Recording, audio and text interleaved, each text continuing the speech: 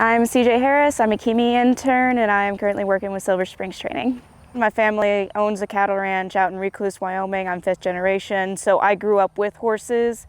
I grew up rodeoing and riding horses all the time, but I had always only seen quarter horses, and it wasn't until I got into college and I heard about the KEMI internship, and I thought, why not? Why not go see a different world of agriculture that I'd never seen before, see a different breed of horses I've never worked with, and I ended up out here with Silver Springs.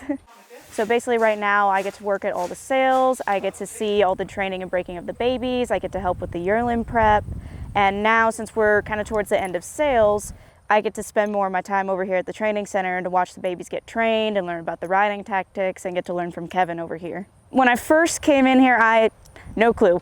I was like, okay, I know I want to work with them, but I have no clue what I want. And now as things have kind of gone by, I'm really liking working with the babies, and I'm really liking being over here at the training side.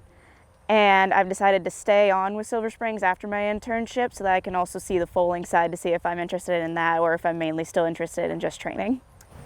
As a horse person, you need to remember, even though they are 900 pounds, they still have the mentality of a baby. They're still a yearling. They are a baby. So sometimes they're going to spook at something that an older horse wouldn't, or they're going to be a little bit more rambunctious than the others. They're just being a giant kid.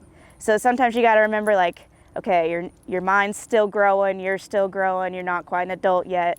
There's still things that we need to be slow with you. And manners is another big thing that we try to teach them. We try to teach them to stand up. We try to teach them to lead with a person, and to teach them that, hey, you can be rambunctious, but you still need to be classy about it. These babies right now, they're at the process of getting the saddles put on, feeling the reins and the bit in their mouth, and just getting used to the very baby steps. And they're in the stalls right now with all their training. They're not quite ready to be out on the track. They're still trying to figure out, okay, what's on my back? What is this person asking me to do? Okay, he wants me to move to the left, now he wants me to do right. And it actually goes a lot faster than people think. Like a lot of them, it really clicks in their brain pretty quickly.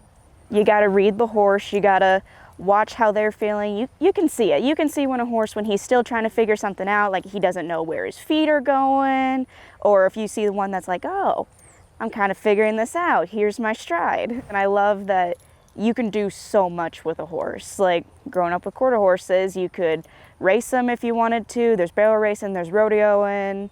There's all this kind of things to do. And even with thoroughbreds, even though you mainly see them with racing, you can still do so much with a horse. Like there's no limit to teaching them. When I get to see that the wheels turning in their head and they're like, oh, this is what I'm supposed to be doing. This is what I'm here to do. This is what I was born to do. Those are kind of the most rewarding moments for me. I don't think they're ever not going to be a part of my life, whether I'm staying here or whether I'm doing ranch work later on. I am horse racing.